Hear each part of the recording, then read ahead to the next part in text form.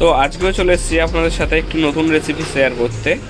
আগেই আপনারা আমাদের চ্যানেলে শর্ট ভিডিওতে দেখেছেন আমরা বড় বড় সাইজের ন্যাদোস মাছ নিয়ে এসেছিলাম। তো আজকে ন্যাদোস মাছের রেসিপিটি তৈরি করে দেখাচ্ছি আপনাদের সাথে।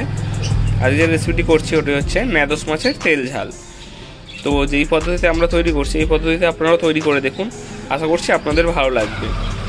তো চলুন আজকের ভিডিওটি শুরু করা যাক। তো ন্যাদোস মাছের তেল ঝাল রেসিপিটি তৈরি করার জন্য আমরা একটা কড়া বসিয়ে নিয়েছি। কড়াই দিয়ে নিচ্ছি পরিমাণ মতো সরষের তেল। আমাদের তেলটি সম্পূর্ণ গরম হয়ে গেছে। আমরা এবার উপর থেকে ফোড়নে দিয়ে দিচ্ছি অল্প পরিমাণ কালো জিরে।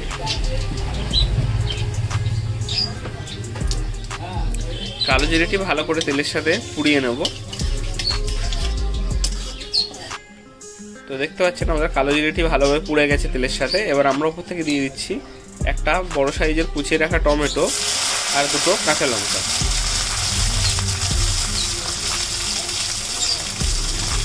তো কালো জিরেটা আমাদের ভাজা হওয়ার পরে আমরা উপর থেকে একটা বড় সাইজের কেটে রাখা টমেটো ও দুটো কাঁচা লঙ্কা দিয়ে ভালো করে মিশিয়ে নিচ্ছি। তো আমাদের টমেটো দেখতে পাচ্ছেন ভালোভাবে গলে এসেছে। তো আমরা এবার এর মধ্যে দিয়ে দিচ্ছি বেটে রাখা কিছু মশলা, আদা রসুন বাটা, পেঁয়াজ বাটা ও লঙ্কা বাটা। তো দেখতে পেলেন আমরা মশলা হিসেবে এটি রেসিপিটির মধ্যে ব্যবহার করছি আদা রসুন বাটা, পেঁয়াজ বাটা ও লঙ্কা বাটা। সমস্ত উপকরণগুলি টমেটোর মধ্যে দিয়ে দিলাম। দিয়ে সমস্ত উপকরণগুলিকে আমরা ভালো করে নেড়ে ভেজে নেব যতক্ষণ না মশলার কাঁচা গন্ধটি যায়। তো দেখতে পেলেন আমরা সম্পূর্ণ যে মশলার উপকরণগুলিকে ভালো করে নেড়ে ভালো করে ভেজে নিয়েছি যাতে মশলা থেকে কাঁচা গন্ধটি চলে যায়। তো এবার আমরা উপর থেকে দিয়ে দিচ্ছি পরিমাণ মতো হলুদ, দিয়ে নিচ্ছি পরিমাণ মতো নুন। তো নুন হলুদ দেওয়ার পরে সমস্ত উপকরণগুলি সম্পূর্ণ ভালো করে ভেজে নিচ্ছি নেড়ে নেড়ে। তো আমাদের মশলাটি ভাজা সম্পূর্ণ হয়ে গেছে। আমরা উপর থেকে দিয়ে দিচ্ছি মশলা বেটে রাখা জল। যেহেতু এটা ন্যাদোস মাছের তেল ঝাল হবে সেক্ষেত্রে আমরা বেশি জল ব্যবহার করছি না। এটা একদম মাখা মাখা টাইপের হবে, মাখা মাখা রসা রসা টাইপের হবে তরকারিটি। তার জন্য আমরা একদম অল্প পরিমাণ জল ব্যবহার করলাম।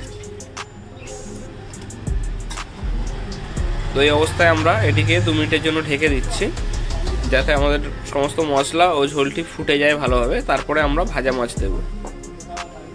তো এইরকম অবস্থায় 2 মিনিটের জন্য ঢাকা ছিল তরকারিটি। আমরা এবার ঢাকনাটি খুলে দেখে নিচ্ছি আমাদের সমস্ত উপকরণগুলি কেমন হয়েছে।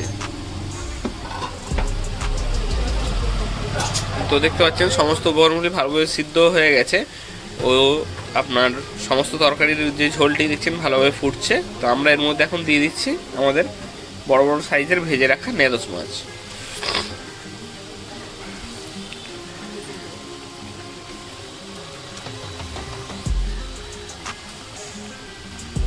বাজার থেকে টাটকা ন্যাদোস মাছ জ্যান্ত কিনে আনার পরে ন্যাদোস মাছটি আপনাদের সাথে শেয়ার করেছিলাম কাঁচা মাছের শর্টস ভিডিও।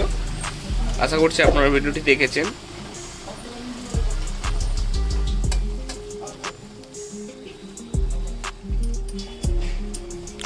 তো আমরা একে সমস্ত মাছগুলি উপর থেকে ভালো করে দিয়ে ঝোলের মধ্যে নেড়ে নিলাম যাতে মাছগুলির মধ্যে ভালোভাবে ঝোলটাও ঢুকে যায় ও সমস্ত মাছ ও সমস্ত উপকরণগুলি ভালোভাবে সিদ্ধ হয়ে যায়। তো এই অবস্থায় আমরা এটিকে আরও মিনিট খানেকের জন্য রেখে দিচ্ছি। তারপরে আবার আমাদের সর্বশেষ উপকরণটি দিয়ে দেবো। তো আমরা এবার ঢাকনাটি খুলে নিচ্ছি, নিয়ে দেখে নিই আমাদের তরকারি কতটা হয়েছে। তো দেখতে পাচ্ছেন ঝোলও অনেকটা পরিমাণ কমে গেছে ও সমস্ত উপকরণগুলি ভালোভাবে সিদ্ধ হয়ে গেছে। আমরা এবার উপর থেকে দিয়ে নিচ্ছি একটু ধনেপাতা, আর কি ধনেপাতা কিছু পরিমাণ কুচনো রয়েছে, কুচনো ধনেপাতাগুলি আমরা এবার উপর থেকে দিয়ে নিচ্ছি।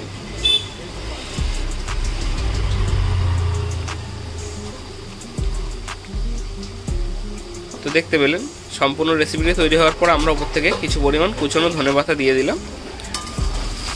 দিয়ে সমস্ত উপকরণগুলিকে হালকা করে ভালো করে নেড়ে নেবো, নিয়ে আমরা রেসিপিটি নামিয়ে নেবো। আমাদের রেসিপিটি আজকে এই পর্যন্তই ছিল।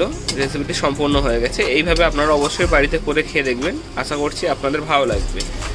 আমাদের চ্যানেল নতুন হলে আমাদের চ্যানেলের সাথে জুড়ে থাকতে অবশ্যই চ্যানেলটিকে সাবস্ক্রাইব করতে ভুলবেন না।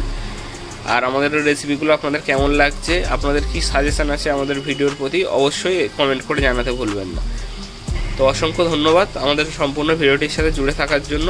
ভালো থাকুন, সুস্থ থাকুন। আপনাদের সাথে দেখা হচ্ছে আবার কোনো নতুন ভিডিওতে।